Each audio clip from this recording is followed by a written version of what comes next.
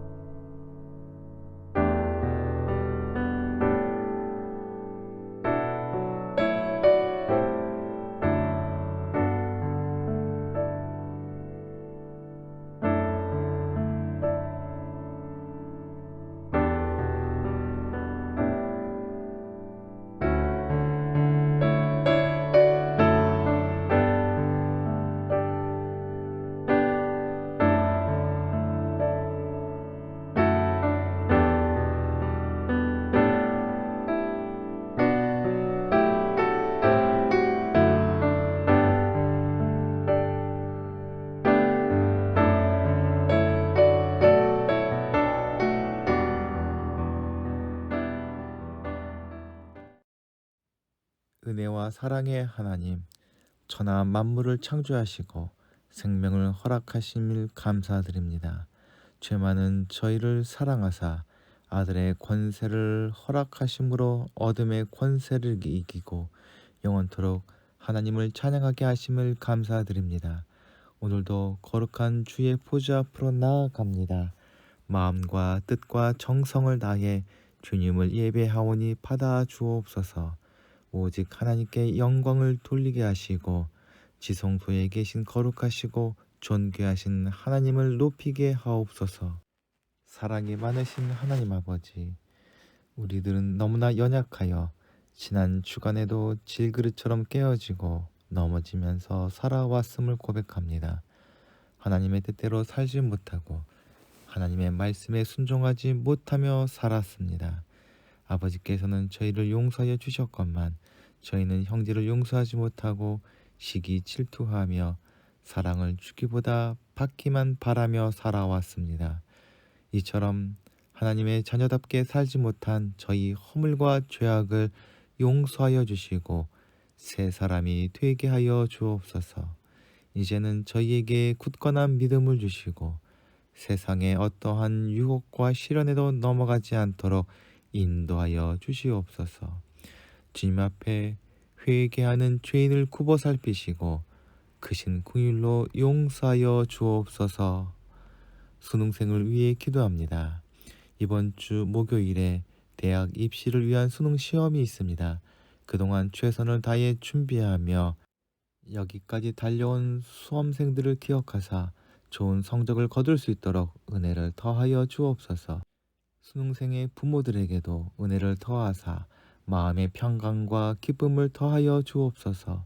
지금까지 함께 수고하며 기도하며 하나님 앞에 신실함을 버리지 않았던 이들을 기억하사 하늘의 복을 더하여 주옵소서. 공의의 하나님 아버지, 우리나라를 사랑하여 주시옵소서. 우리나라가 이제는 국방이 튼튼하여 분쟁과 다툼이 없는 안정된 나라가 되도록 인도하여 주시옵소서. 얼른 속히 남북이 평화적으로 통일되어 전쟁의 위협이 완전히 없어진 가운데 온 민족이 화목하게 살아갈 수 있도록 인도하여 주시며 많은 일자리가 창출되어 실업자가 없는 나라가 되게 해주시고 위정자들이 나라와 민족을 먼저 생각하고 하나님의 진리의 말씀에 입각하여 공의에 맞게 일하는 나라가 되도록 인도하여 주시옵소서. 예한 공동체를 사랑하시는 주님, 어렵고 힘든 시간을 보내는 예한 공동체 식구들을 기억하여 주시사 필요한 은혜와 물질을 풍성히 더하여 주시옵소서. 간구하는 기도마다 응답하여 주시사 한 주간도 찬양과 감사가 가득하게 하옵소서.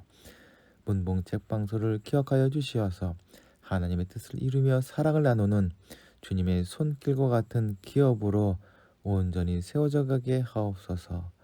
우리 구주 예수 그리스도의 이름으로 기도하옵나이다. 아멘.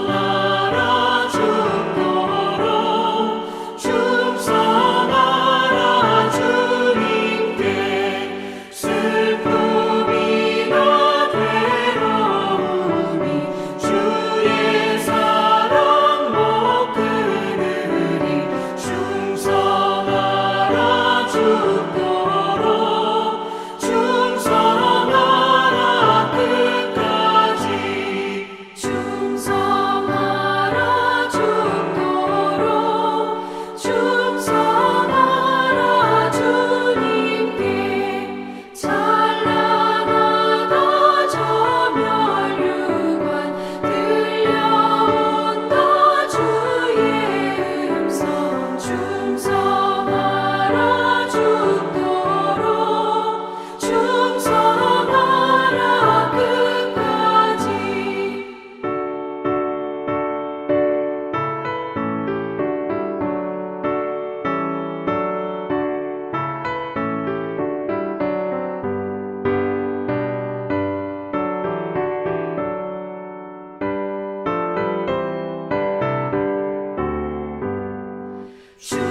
충성하라 죽도록 충성하라 주님께 항상 내가 힘쓰오니 주님 나를 도우소서 충성하라 죽도록 충성하리 끝까지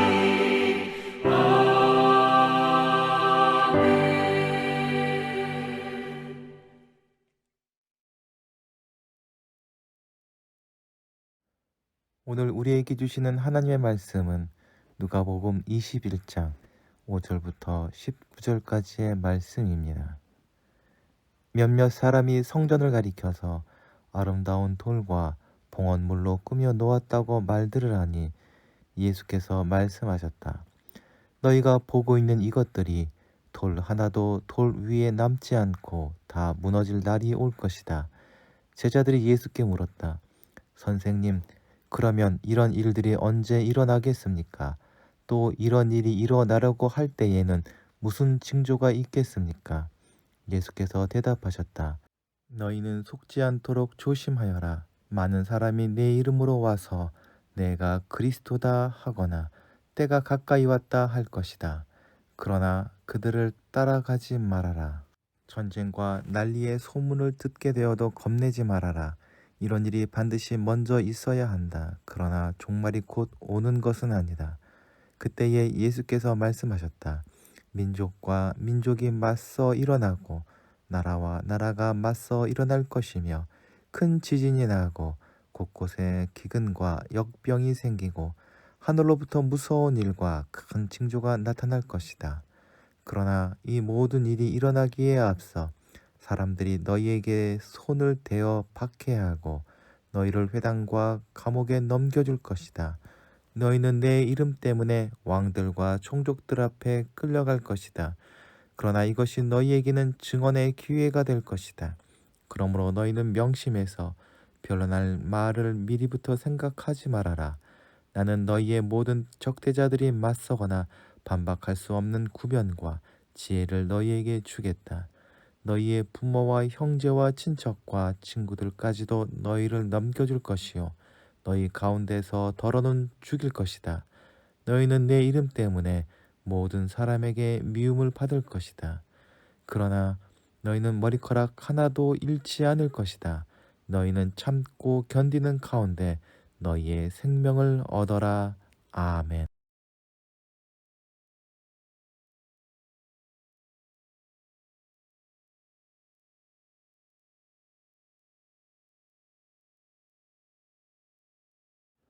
오늘 본문은 누가 공동체가 당하고 있던 수많은 고난과 박해를 유추해 볼 수 있게 해줍니다. 모든 생명체와 마찬가지로 인간의 최대 관심사는 안전한 삶일 것입니다. 그러나 하나님께서 그리스도인 된 우리에게 원하시는 삶은 단순히 안전한 삶이 아니라 하나님의 뜻을 이루는 삶입니다. 그렇기에 그리스도인에게 행복한 삶이란 단순히 무병장수를 의미하는 것이 아니라 하나님의 뜻을 따라 사는 삶입니다.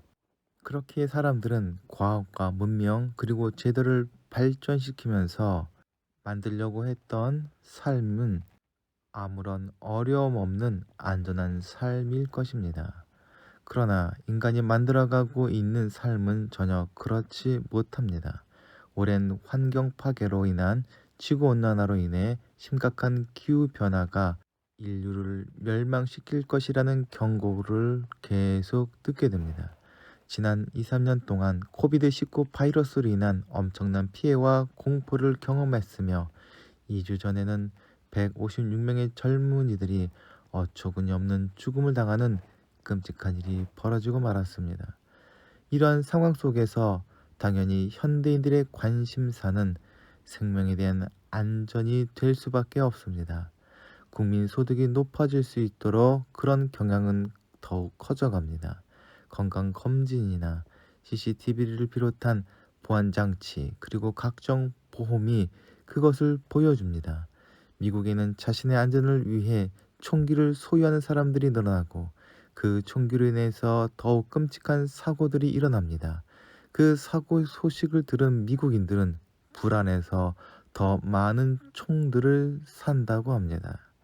현대인들은 안전에 대한 강박증이란 덫에 갇혀 살고 있는 듯합니다. 안전한 삶에 대한 바람은 오늘날 우리뿐만 아니라 예수님 당시 제자들도 다르지 않았을 것입니다. 예수님 당시 제자들을 비롯한 유대인들에게 자신들의 안전을 지켜줄 안전장치나 보험과도 같은 것은 예루살렘에 있던 성전이었습니다. 예루살렘에 하나님의 성전이 있는 한 하나님께서 자신들을 지켜줄 것이라는 확실한 믿음을 가지고 있었습니다. 예루살렘 성전은 솔로몬이 처음 세운 이래로 천년 동안 하나님의 택하신 백성 이스라엘의 신앙생활의 중심이었습니다. 솔로몬이 세운 첫 성전은 아름다운 성전이었습니다. 그러나 그 성전은 기원전 587년에 바벨론에 의해 파괴되었습니다. 바벨론이 멸망하고 포로로 끌려가 있던 유대 백성이 돌아왔을 때 수룹바벨과 귀환 자들은 다시 건축했지만 솔로몬의 성전보다 매우 작고 단순한 성전을 건축했습니다. 솔로몬이 지은 성전보다 훨씬 더 큰 엄청난 규모의 새 예루살렘 성전과 그 부속 건물이 건축되기 시작한 것은 예수님이 태어나시기 전 헤롯 왕 때였습니다. 헤롯이 시작한 예루살렘 성전 재건축은 그가 죽은 지 30년이나 지난 예수님 당시에도 계속되었고 예수님께서 돌아가시고도 30년이 지난 서기 63년에서야 완성되었습니다. 그러나 결국 유대 독립 전쟁으로 말미암아 완전히 초토화되고 말았습니다. 로마 군대는 돌 위에 돌 하나도 남겨놓지 않았고 이후 군대가 주둔하여 성전 근처에는 사람들이 얼씬거리지 못하도록 하였습니다. 이 성전이 완성된 상태로 존재했던 기간은 겨우 7년이었습니다. 80년 이상 걸려 건축되어 7년 만에 파괴된 허망하기 짝이 없는 건축물이었습니다. 마태와 마가의 기록에 따르면 예수님은 화요일 저녁 성전에서 나와서 제자들과 함께 머물고 계셨던 베다니 마을로 향하여 가고자 하셨습니다. 베다니는 예루살렘에서 3km 떨어져 있는 마을로 약 일주일 전에 이곳에 도착하신 예수님은 그곳에 살던 마리아와 마르다의 오라버니 나사로를 살리셨고 그때로부터 잡히시던 날까지 제자들과 함께 거기서 유숙하셨습니다. 누가는 어떤 사람들이라고 말했는데 마태와 마가는 그 사람들이 바로 제자들이었다고 합니다. 예수님의 제자들은 예수님께 성전 건물을 가리켜 보이며 그 규모에 감탄하였습니다. 그 성전의 어떠한 모양이었는지는 요세푸스의 기록에 따르면 황금으로 둘러싸여 있었다고 합니다. 그래서 아침에 태양을 반사시켜 찬란한 광채를 비췄다고 합니다. 성전의 크기 자체도 압도적이었습니다. 예루살렘 전체 면적의 6분의 1이나 차지하였다고 합니다. 또 성전에는 많은 헌물이 들어왔는데 성전을 꾸미기 위해 여기저기 제공한 귀중한 물품들이었습니다. 도금한 문, 거대한 조명기구, 각종 공예품, 장식품 등이 있었습니다. 이 모든 것을 눈으로 본 제자들과 사람들이 감탄할 만큼 성전은 크고 견고하고 웅장하고 아름다웠습니다. 그런데 예수님께서는 제자들을 비롯한 사람들과 마찬가지로 감탄하신 것이 아니라 그들의 감탄을 무색해 할 만한 충격적인 선언을 하십니다. 너희가 보고 있는 이것들이 돌 하나도 돌 위에 남지 않고 다 무너질 날이 올 것이다. 이 말은 부분적인 손상 정도가 아니라 완전한 파괴를 의미합니다. 이 크고 견고한 성전이 산산조각이 날 것이라고 말하고 계십니다.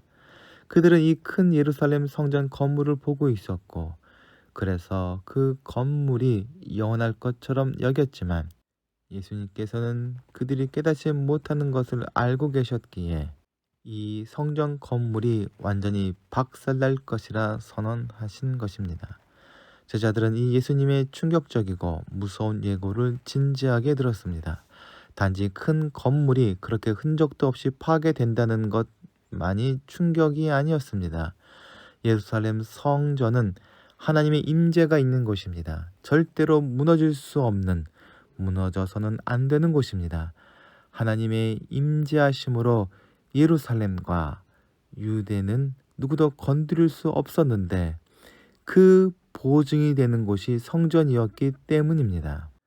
그렇기에 예루살렘 성전이 사라진다는 것은 유대 나라의 멸망을 의미하는 것이며 자기를 비롯한 유대 민족이 사라진다는 것을 말하는 것이었기에 제자들은 너무나 불안했을 것입니다.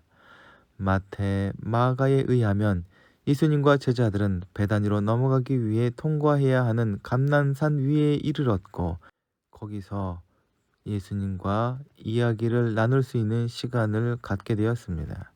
그리고 그때 제자들은 기회를 얻어 조용히 예수님께 물었습니다. 선생님, 그러면 이런 일들이 언제 일어나겠습니까? 또 이런 일들이 일어나려고 할 때에 무슨 징조가 있겠습니까? 아마도 이들은 그 환란의 시간을 피할 요량으로 때와 징조를 물었던 것 같습니다. 제자들의 질문은 두 가지로 나눌 수 있는데 먼저 때에 관한 질문입니다. 예수님께서 때에 대한 대답으로 알려주신 것은 거짓 그리스도가 나타날 것이라는 사실이었습니다. 거짓 예수에 속지 말고 때가 가까이 왔다는 거짓에 또한 속지 말라는 것입니다. 실제로 예수님 당시에 많은 사람이 유대인을 선동하고 자기를 따르도록 하였습니다. 오늘날에도 많은 거짓 예수가 있습니다. 대한민국에 약 50명의 재림 예수가 있다고 하는데 대표적 인물로는 통일교의 문선명을 비롯해 신천지의 이만희, 하나님의 교회를 만든 안상홍 등이 있습니다. 예수님이 승천하시고 제자들이 이 땅에 살아있을 때 역시 이런 거짓 예수와 거짓 종말론이 끊이지 않았습니다. 예수님은 그들에게 절대 그런 거짓에 속지 말라 경고하신 것입니다. 두 번째 질문은 어떤 징조가 있냐고 물었던 것입니다. 예수님은 전쟁과 난리가 일어날 것이라 말씀하십니다. 난리, 소요는 전쟁, 환란, 재앙과 같은 큰 사건을 의미하는데 그런 일들이 많이 일어나고 그와 같은 소문을 들을 때가 있을 것이라 말씀하셨습니다. 그리고 그럴 때 두려워하지 말라고 말씀하십니다. 이제 세상 끝이 오는구나 이런 마음으로 염려하지 말라는 것입니다. 왜입니까? 이런 일이 먼저 일어난 것은 맞지만 끝은 꼭 아니라는 것이기 때문입니다. 더 정확하고 확실한 징조를 기대했다면 아마 예수님의 이러한 대답에 큰 실망을 가졌을 것입니다. 그리고 예수님께서는 제자들이 묻지 않은 이야기를 하시는데 그것은 제자들을 비롯한 예수님을 믿는 사람들에게 대한 핍박이 있다는 것입니다. 예수님께서는 이러한 징조는 시간적으로 지금까지 열거한 징조들보다 먼저 일어날 것이라 말씀하십니다. 회당과 감옥에 넘겨지며 임금들과 집권자들 앞에 끌려가지만 오히려 이 일들이 복음을 증거할 수 있는 기회가 될 것이라 말씀하십니다. 즉 성도가 핍박당하는 것은 단순한 재앙이 아니라 그것을 통해 예수 그리스도의 복음이 증거되며 더 확장될 수 있는 기회가 되며 예수님의 복음이 참됨을 입증할 수 있는 계기가 된다는 것입니다. 초대교회 당시에 예수님을 믿는다는 것은 전도자가 되는 동시에 순교자가 되는 것을 의미하였습니다. 오늘날에도 어떤 지역과 사회에서는 그것은 여전히 유효한 예언입니다. 예수님을 믿고 하나님의 뜻을 이루는 삶은 안전하기는커녕 고난과 죽음을 각오해야 하는 삶을 살아가는 것처럼 보입니다. 그러나 예수님께서는 결코 그렇지 않다고 이야기해 주십니다. 예수님께서는 성도들이 박해와 순교의 위협에 놓일 것이라 말씀하시면서 걱정하지 말라고 하십니다. 핍박하는 사람들 앞에서 변명할 말을 준비하지 말라는 것은 성령 하나님께서 함께 하시고 도와주심으로 위로와 힘을 얻을 것이라는 격려의 말씀인 동시에 어떤 상황에서도 하나님만을 의지하라는 권면인 것입니다. 안전을 위해서 어려움과 고난을 피하고자 하는 것은 인간의 이성적 판단이겠지만 예수님께서는 어려움과 고난을 견디고 이길 수 있는 비결은 하나님께서 함께 해주시는 것이며 그것이 더욱 안전한 길임을 알려주십니다. 사람은 안전을 위해서 위험을 피하는 길을 선택하겠지만 하나님은 위험을 기회로 바꾸는 놀라운 능력을 보여주심으로 더욱 확실한 안전한 길을 우리에게 열어주십니다. 오늘 본문에서 예수님께서 우리들에게 하시고 싶었던 말씀은 19절입니다. 너희는 참고 견디는 가운데 너희의 생명을 얻어라. 제자들이 종말의 때와 징조를 예수님께 물은 이유는 아마 위험을 피해서 안전한 삶을 도모하고자 했던 것입니다. 그러나 일상의 삶에서 만나는 위험들은 조심함으로 피할 수 있겠지만 지구적인 위험이나 전쟁과 난리와 같은 엄청난 규모의 재난은 누구도 피할 수 없습니다. 오히려 예수님을 믿고 하나님의 뜻을 이루는 성도의 삶은 그 위험을 더욱 가중시켜는 어리석은 일처럼 보이기까지 합니다. 그렇다면 주님께서 말씀하시는 사람이 생명을 지킬 수 있는 가장 확실하고 안전한 길은 무엇입니까? 하나님과 함께하는 것이며 그 뜻을 순종하고 이루는 길입니다. 모든 대형 선박에는 수화물의 3분의 1의 무게가 되는 물을 배에 가득 채우도록 되어 있다고 합니다. 배가 운항 중에 바람과 파도에도 넘어지지 않도록 균형을 잡아주는 이 물을 평형수라고 합니다. 평형수의 핵심은 무게중심입니다. 개인을 비롯해서 어떤 공동체라도 무게중심을 잃으면 넘어지고 배라면 침몰하는 것입니다. 그 무게중심은 우리에게는 잘 보이지 않을 수 있습니다. 그렇기 때문에 무시하고 살 수 있을 것이라 착각할 수 있습니다. 그러나 우리 삶의 무게중심을 어디에 두느냐 하는 것은 생명에 관한 문제입니다. 세상에 두어야 할 것인지 아니면 하나님에 두어야 할 것인지 주님은 그 답을 우리에게 알려주셨습니다. 생명을 보존하고자 하는 자라면 그리스도인이라면 인생의 무게중심을 하나님께 두어야 합니다. 성도들을 비롯한 세상 사람들은 종말이라는 주제에 대해서 솔깃할 때가 많습니다.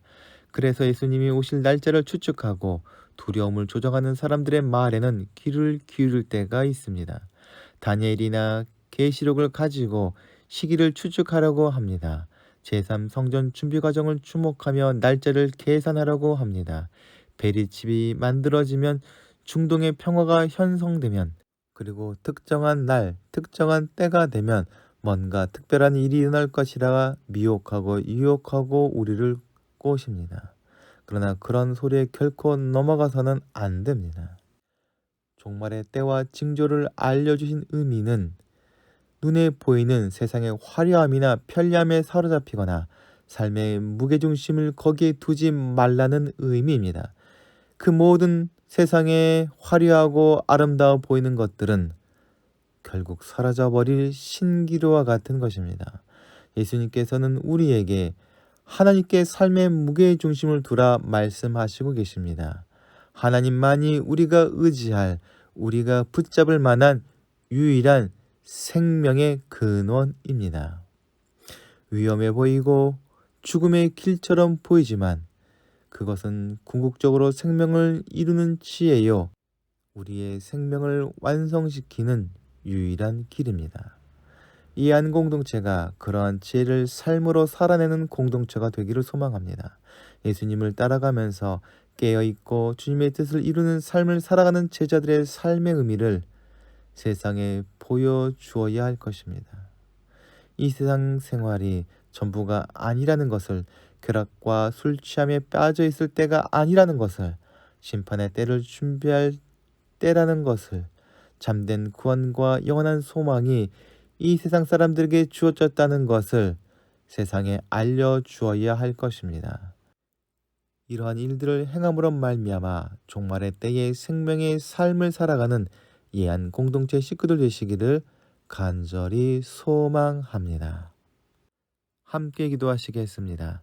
사랑과 은혜가 충만하신 하나님, 마지막 때에도 저희와 함께 하시고 저희를 지키시겠다고 하신 약속에 감사를 드립니다. 오늘도 말씀과 믿음과 인내로 살아갈 수 있도록 저희와 함께 하시고 인도하여 주시옵소서. 이 세상과 저희에게 마지막 때가 다가오고 있지만 더욱 힘을 내어 주님의 이름을 증거하며 생명의 길로 세상을 인도하는 제자의 삶을 살아가게 하여 주시옵소서. 우리 구주 예수 그리스도의 이름으로 기도하옵나이다. 아멘. 함께 공동체의 고백을 하시겠습니다. 하나, 우리는 문제가 있습니다. 둘, 문제에는 끔찍한 대가가 있습니다. 셋, 하나님은 해결책을 가지고 계십니다. 넷, 그 해결책은 믿음으로 누립니다. 지금은 세상 끝날까지 우리를 버리지 아니하시고 함께 하시는 성자 예수 그리스도의 은혜와 무한하신 하나님의 사랑하심과 우리를 진리 가운데로 인도하시는 성령님의 감화, 감동과 교통하심이 이 시간 머리 숙인 이해한 공동체 식구들과 가정과 기도하면서 진행하는 모든 일들 위에 이제로부터 영원토록 함께 하시기를 간절히 축원하옵나이다. 아멘.